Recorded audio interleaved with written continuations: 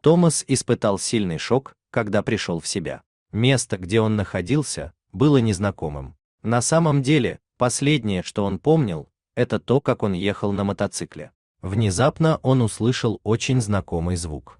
Это был женский и ни с чем не сравнимый голос его любимой жены, Линды. В этот момент Томасу захотелось обнять ее. Он хотел сказать ей, что вернулся. Судя по ее голосу, он был очень близко. Как только Томас открыл глаза, то заметил, что вокруг него было медицинское оборудование, трубки и провода, подсоединенные к его телу. Дверь в его комнату была открыта, и оттуда, из коридора, доносился голос его жены. Она говорила очень тихо, но Томас все слышал. «Не волнуйся, все идет по плану», — говорила она. Томас слушал и не мог понять, о чем речь. Да, он больше не проснется. У его матери нет причин вмешиваться. «Я жена, и у меня больше прав, чем у нее», — сказала Линда.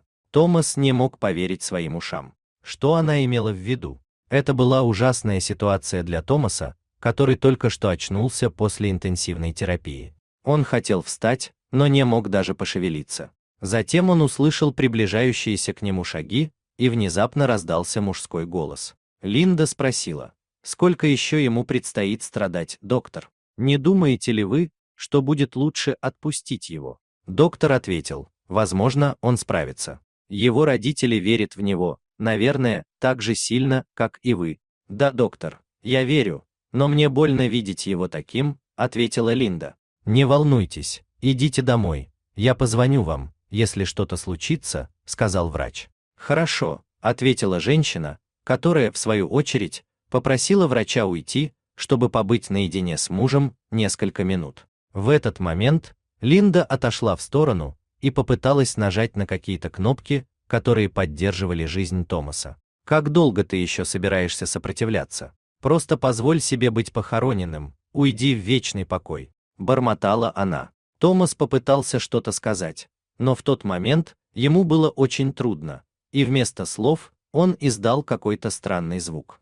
Женщина повернулась к нему и вдруг увидела, что он открыл глаза, поэтому она вызвала врача. Доктор вернулся с несколькими коллегами, которые долго осматривали мужчину. Они взяли у него кровь, подключили к нему какие-то устройства и разговаривали друг с другом. «Мадам, он все еще в коме, мне очень жаль», — сказал врач. Женщина продолжала думать о том, что она видела, возможно, это было ее воображение. Затем все ушли. Только молодая медсестра осталась с Томасом и приложила к его губам влажную вату, чтобы увлажнить их. Днем позже медсестра сделала то же самое, и именно там она заметила, что он приоткрыл рот и начал нервно сжимать вату, чтобы вода попала ему в рот. Она не могла поверить своим глазам, он действительно проснулся.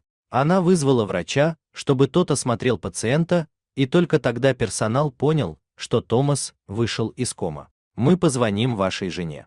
Это будет большой радостью для вашей семьи», — с улыбкой сказал доктор.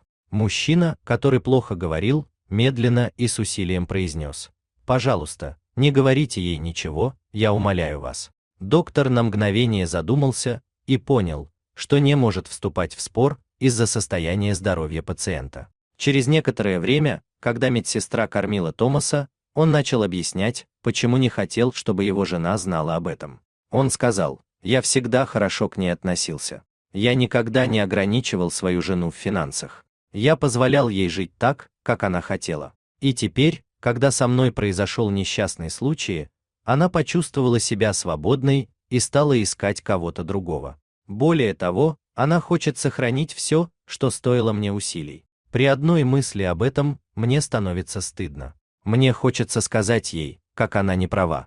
И теперь она не получит от меня ни цента при разводе». Прошло несколько дней, и мужчина почувствовал себя лучше.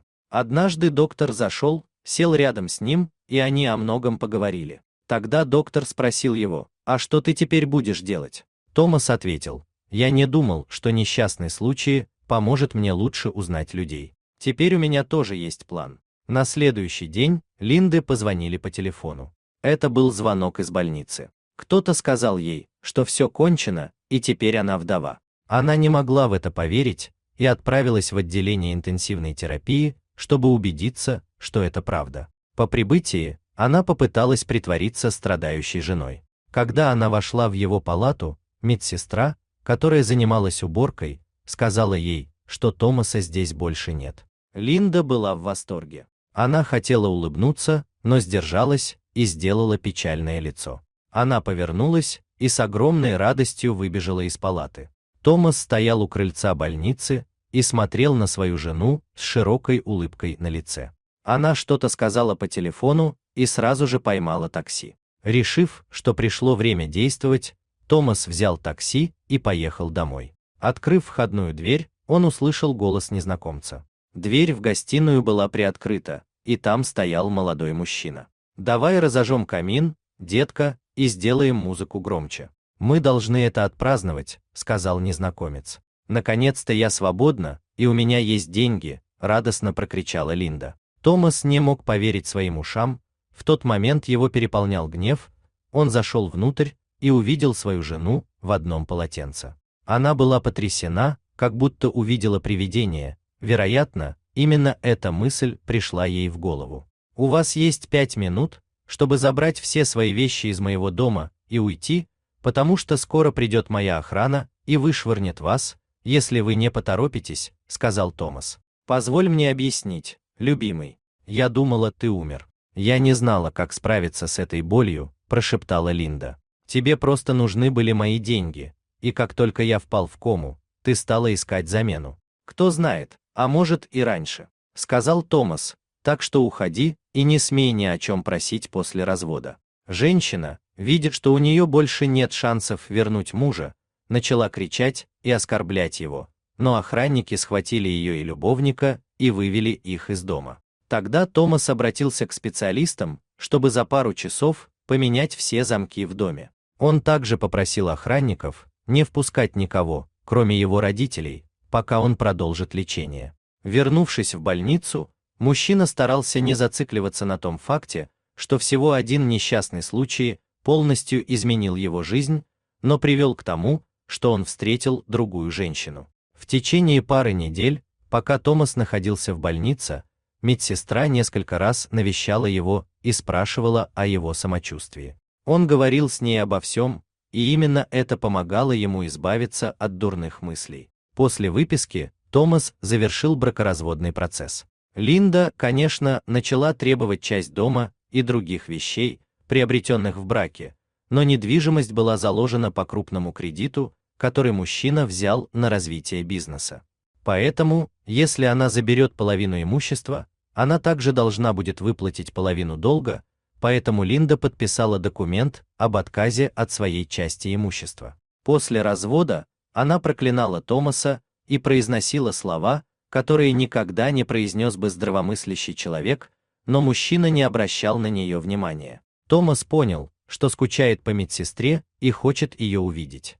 У него не было времени поблагодарить ее за внимание. Он поехал в больницу и протянул букет роз женщине, для которой действительно было важно его здоровье. «Я хотел пригласить вас на свидание, но если вы не согласитесь, я не обижусь», — с улыбкой сказал Томас. «Через час моя смена закончится. Прогулка будет лучшей реабилитацией после вашей операции. Вы так не думаете?» — ответила медсестра. Они отправились гулять вдвоем, так и началась их совместная история любви. Дорогие зрители, если вам понравилась эта история, обязательно поставьте палец вверх и поделитесь этим рассказом со своими друзьями. Если вы впервые на этом канале и еще не подписаны на него, рекомендую подписаться прямо сейчас, чтобы не пропустить очередную захватывающую историю.